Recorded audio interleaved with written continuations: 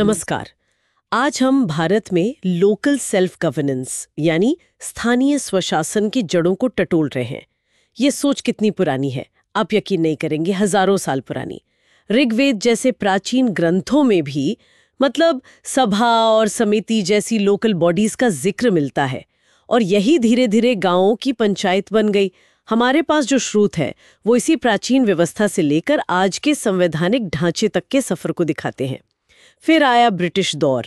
एक तरफ Charles Metcalfe जैसे अंग्रेज अधिकारी थे, वो भारतीय ग्राम समुदायों को उनकी आत्मनिर्भरता के लिए छोटे गणराज्य जैसा कुछ कह रहे थे। दूसरी तरफ शहरी इलाकों में मद्रास में 1687 में नगर निगम बना, लेकिन वो ब्रिटिश मॉडल पर था और सदस्य भी शुरू में नॉमिनेटेड होते थे। तो चलिए इन स्रोतों की मदद से समझते हैं कि ये पूरा आइडिया कैसे विकसित हुआ। ब्रिटिश राज में वो पहला अहम मोड़ कब आया, जब लगा कि हाँ, स्थानीय स्तर पर कुछ अधिकार देने चाहिए। हाँ, ये काफी दिलचस्प है। इसकी शुरुआत असल में प्रशासनिक और कह सकते हैं वित्तीय जरूरतों से हुई। 1870 में लॉर्ड मेयो ने वो वित्तीय विकेंद्रीकरण का एक प्रस्ताव रखा था। इसका मतलब था कि कुछ फाइनेंशियल पावर्स केंद्र से हटाकर लोकल लेवल पर दी गईं, ताकि लोकल जरूरतें वहीं पूरी हों और सेंट्रल खजाने पर बोझ कम हो। ये स्वशासन की दिशा में एक पहला, शायद छोटा ही सही, कदम था। अच्छा, यानी जरूरत एडमिनिस्ट्रेशन की थी, लेकिन रास्ता लोकल भागीदारी का खुला। पर असली पहचान कब मिली? वो मोड़ आया 1882 में, लॉर्ड रिपन का प्रस्ताव।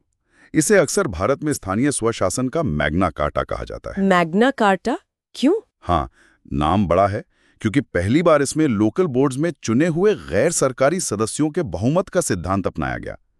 अध्यक्ष भी इन्हीं सदस्यों में से चुना जाना था। यहीं से स्वशासन शब्द को एक वास्तविक अर्थ मिलने लगा। हालांकि ये भी सच है कि इसे जमीन पर पूरी तरह उतारने में काफी वक्त लगा और शुरुआती असर लिमिटेड ही था। तो ये एक बड़ा वैचारिक बदलाव था। पहली बार माना गया कि लोकल गवर्नेंस सिर्फ एडमिनिस्ट्रेटिव सुविधा नहीं, बल्कि जनता की भागीदारी का मंच भी होना चाहिए। अच्छा, फिर जब देश आजाद हुआ तो हमारे अपने संविधान में इसके लिए क्या जगह बनी? हाँ, ये बहुत महत्वपूर्ण है। भारतीय संविधान का अनुच्छेद 40 ये डायरेक्टिव प्रिंसिपल्स का हिस्सा है, राज्य के नीति निर्देशक तत्व। इसमें राज्यों को निर्देश दिया गया कि वे ग्राम पंचायतें बनाएं और उन्हें ऐसी शक्तियां और अथॉरिटी दें जिनसे वे स्वशासन की इकाइयों यानी यूनिट्स ऑफ सेल्फ गवर्नमेंट के रूप में काम कर सकें। ये एक तरह से हमारे संविधान निर्माताओं की इच्छा थी, एक दिशा निर्देश जिसे भविष्य में साकार करना था। संविधान ने दिशा तो दे दी गई, पर इसे जमीनी हकीकत बनाने के लिए किसी ठोस योजना की जरूरत पड़ी होगी। यहीं से शायद वो समितियों का दौर शुरू हुआ। बिल्कुल, 1957 में बलवंत राय मेहता समिति बनी।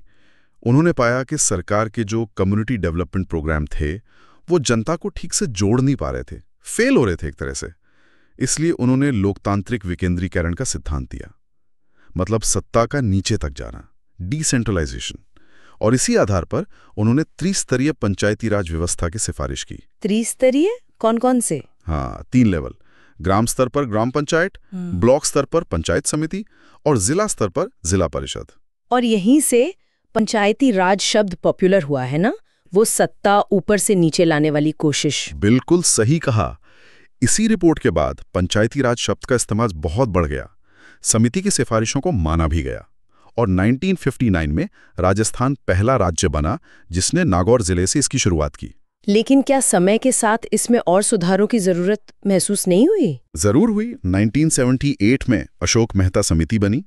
उन्होंने पंचायती राज संस्थाओं के कामकाज की समीक्षा की और कई अहम सुझाव दिए। जैसे 2 स्तरीय संरचना का सुझाव दिया, पंचायतों को टैक्स लगाने की शक्ति देने की बात कही, राजनीतिक दलों की सीधी भागीदारी हो और सबसे महत्वपूर्ण हाँ, कि इन संस्थाओं को संवैधानिक दर्जा दिया जाए ताकि ये ज्यादा मजबूत और ऑटोनॉमस हो सकें। हालांकि अशोक मेहता समिति की कई सिफारिशें, खासकर वो संवैधानिक दर्जे वाली, उस समय तो लागू नहीं हो पाई, पर इन्होंने भविष्य के सुधारों के लिए एक मजबूत आधार जरूर तैयार कर दिया। तो आखिरकार वो संवैधानिक दर्जा कब और कैसे मिला? हाँ, असली बदलाव के लिए 1 दशक से ज्यादा इंतजार करना पड़ा।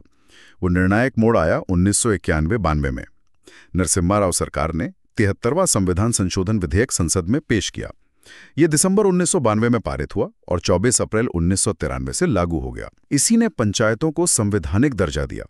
संविधान में एक नया भाग 9th जोड़ा गया और एक 11वीं अनुसूची भी जोड़ी गई, जिसमें पंचायतों के 29 काम लिस्टेड हैं। ये भारत में स्थानीय स्वशासन के एक नए मतलब संवैधानिक रूप से संरक्षित युग की शुरुआत थी। तो ये थी कहानी, हजारों साल पुरानी सभाओं से शुरू होकर फिर ब्रिटिश काल के उतार चढ़ाव और वो आधे अधूरे प्रयासों से गुजरते हुए आज़ादी के बाद की योजनाओं और समितियों के दौर से निकलकर अंततः स्वतंत्र भारत के संविधान में एक प्रतिष्ठित और संरक्षित स्थान पाने तक की स्थानीय स्वशासन का ये सफर वाकई कितना लंबा और मायने रखने वाला रहा है। हाँ, ये सही है। प्राचीन जड़ों से लेकर संवैधानिक मान्यता तक का ये विकास दिखाता है कि जमीनी स्तर पर लोकतंत्र और लोगों की भागीदारी का विचार भारत के लिए कितना अहम रहा है, भले ही इसे पूरी तरह से साकार करने में इतना लंबा समय लग गया। बिल्कुल। और यहाँ हम अपने श्रोताओं के लिए एक सवाल छोड़ जाते हैं। संवैधानिक दर्जा मिले अब इतने साल हो गए हैं, आज हमारी पंचायतें जमीनी लोकतंत्र के उन आदर्शों और उम्मीदों को कितना साकार कर पा रही हैं जिनकी कल्पना की गई थी? इस पर सोचने के लिए बहुत